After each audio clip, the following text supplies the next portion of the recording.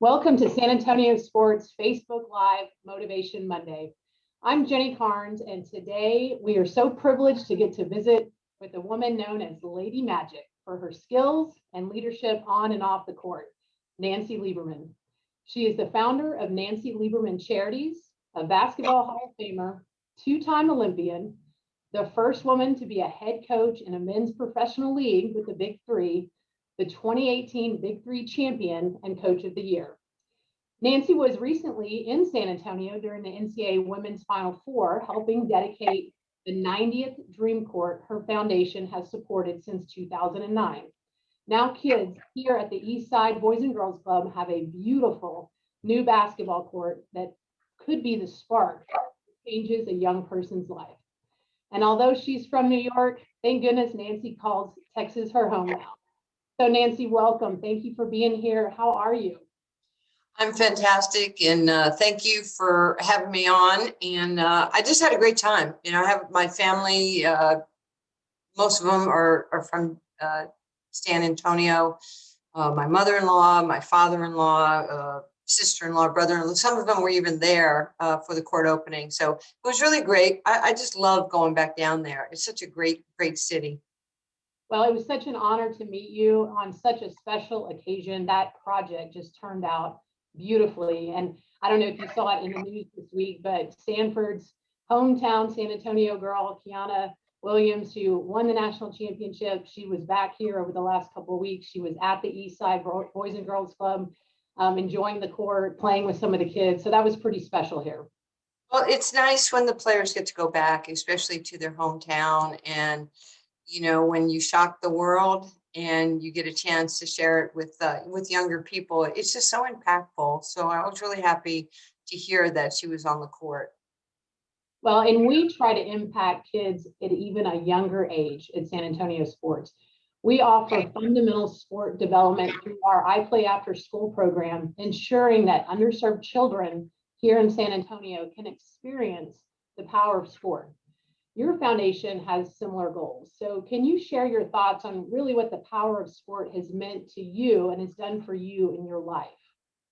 Well, the most important thing about sports, it builds your character, it builds the fortitude, your vision of where you want to be. And oftentimes when we're told we can't do something through sports, you get a chance to show you can.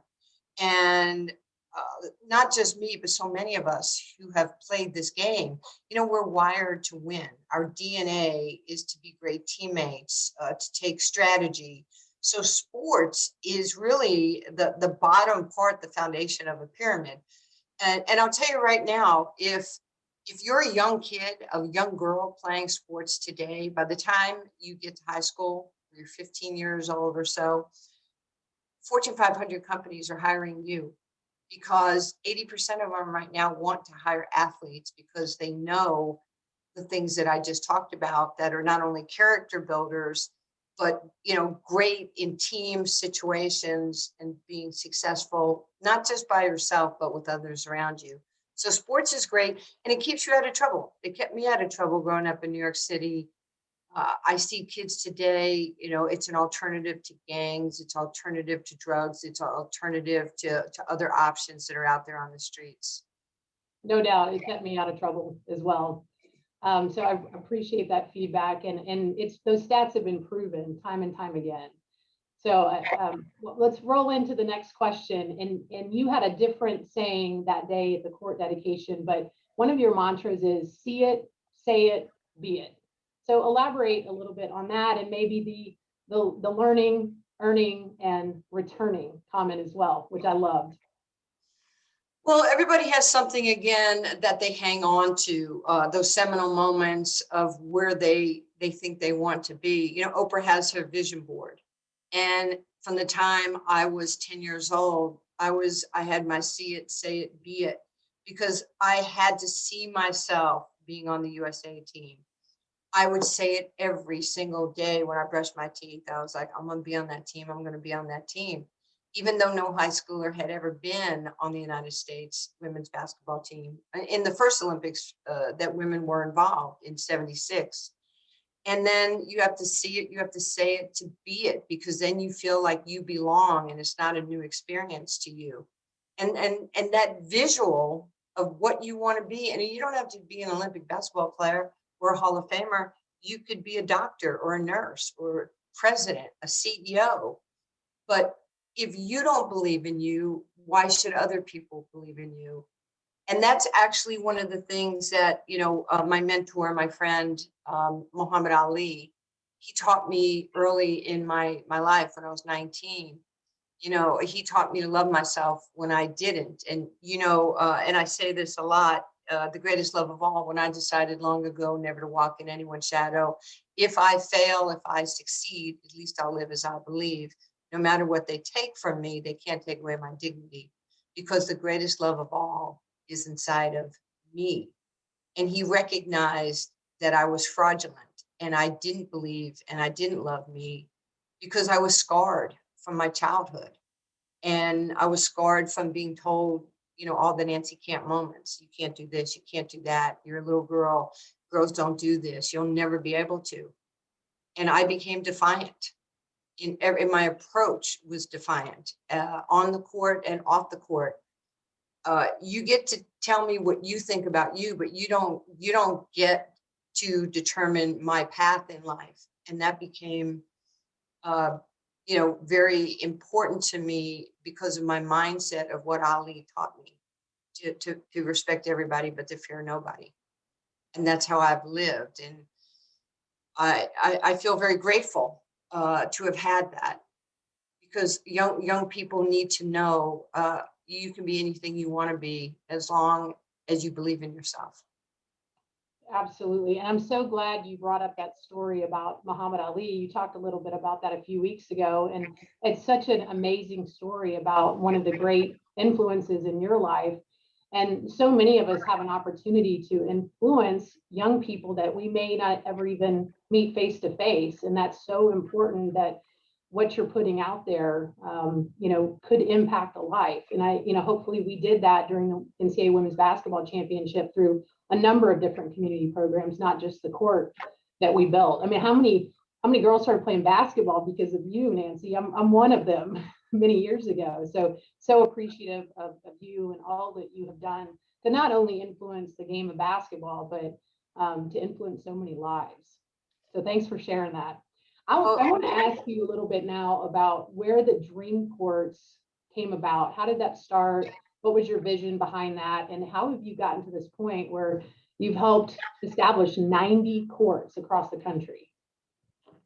Well, the dream, it was always in my dream to be on a court, because you could no longer profile me. Once I got on the court, it wasn't like the skinny little white Jewish girl playing with all the guys up at Rucker Park in Harlem. There was street cred.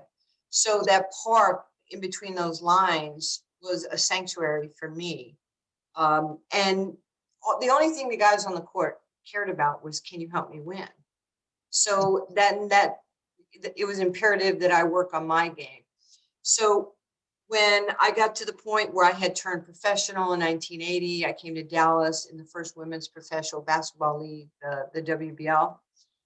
And I was paid $100,000 at that point, which was crazy. And I just decided, you know what, I'm going to do things for other people. And I would take money that people gave me to speak or appearances, and I would literally go in the hood with like a gym bag, black gym bag. And at any point in time, I could have between 15 and 30 grand of cash. And I just knock on people's door and say, can I help pay for your bill, your food, your heat? Do your kids need any clothes? And that's kind of how it started for me. Two people in life, there's givers and takers, and I wanted to be the giver. But more importantly, as my career continued to ascend, I just thought, I got to do something for kids. So I started the Dream Court in 2009. And our first one was in Frisco, Texas. And our second one was in San Antonio. And the late Commissioner David Stern, I called him up one day and I said, David, my charity's building these parks.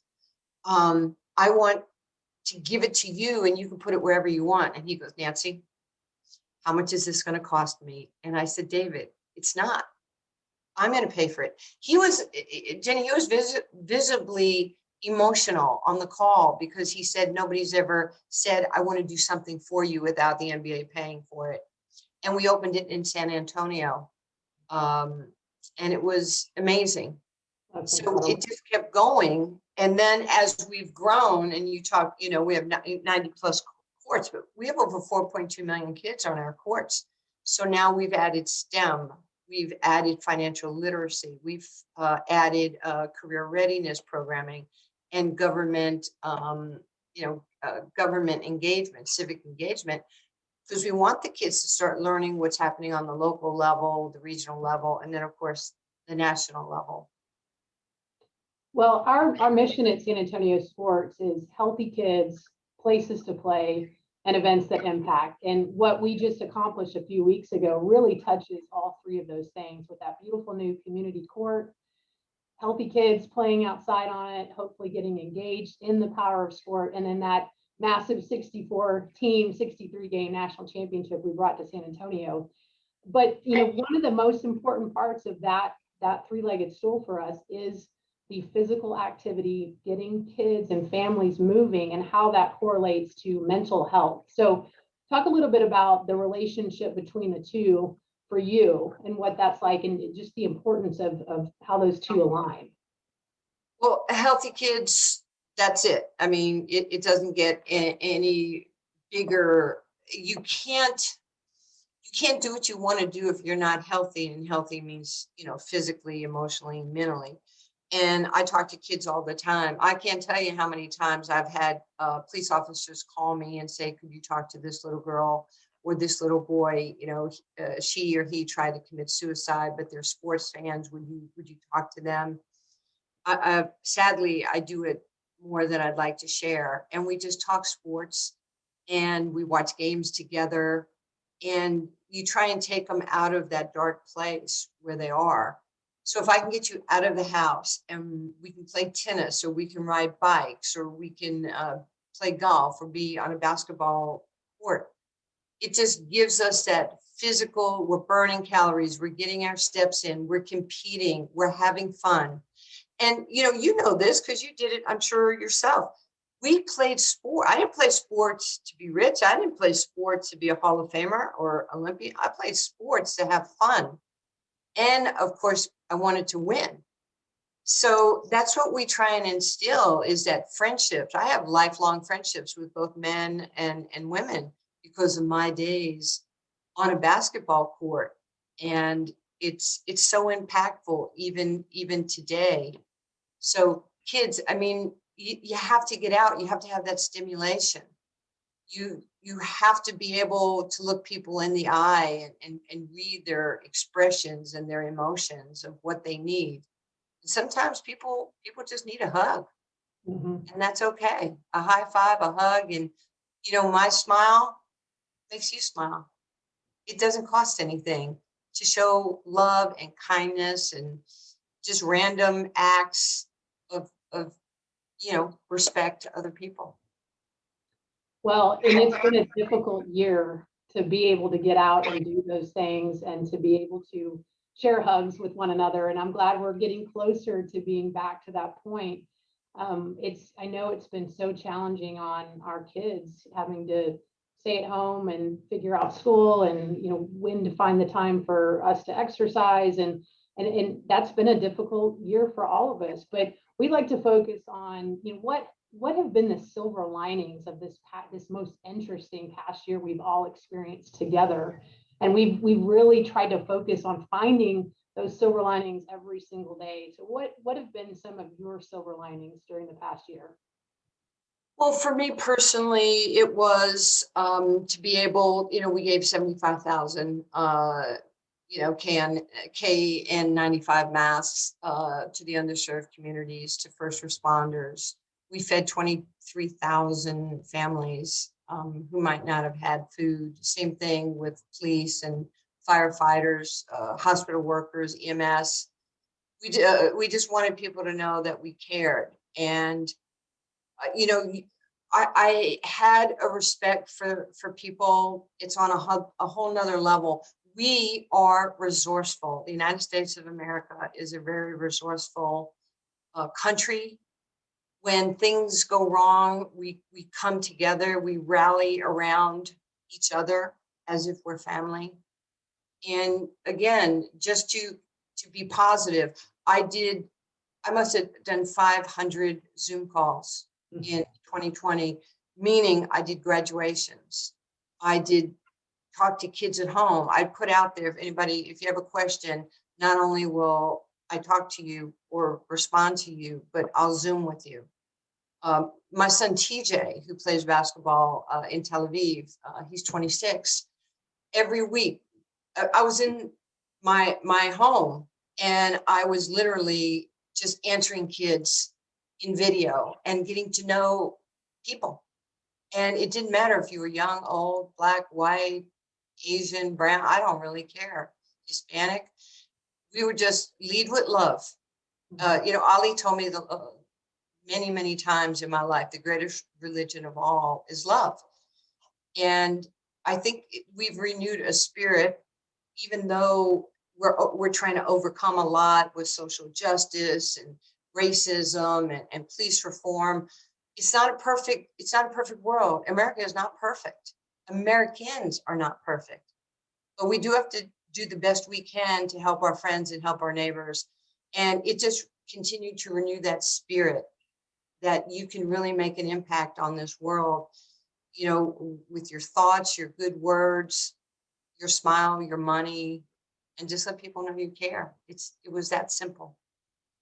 Well, you certainly have made an impact, and you are such an inspiration, Nancy, to so many. I'm so grateful to spend this time with you and to be able to meet you in person a few weeks ago. I've always just looked up to you and your career and what you've done for so many and for the game of basketball that I love so much. So I would say, please come back for the next Women's Final Four. Let's build another court and let's keep doing great things together. But thank you. Anything else you'd like to offer or end with? Well, I'd just like to say thank you for everything that you've done down there, certainly in San Antonio, and just making a lot of people really happy. And you could see the pride at the Boys and Girls Club, and everybody was just so happy. It's right. I mean, that's our legacy. Our legacy is not about us. It's about what you leave for other people. And those kids are the ones who are going to be successful.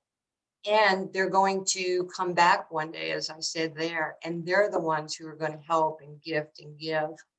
So I hope we're setting a good example, and I hope we're setting the bar high for the next generation to want to, be great role models.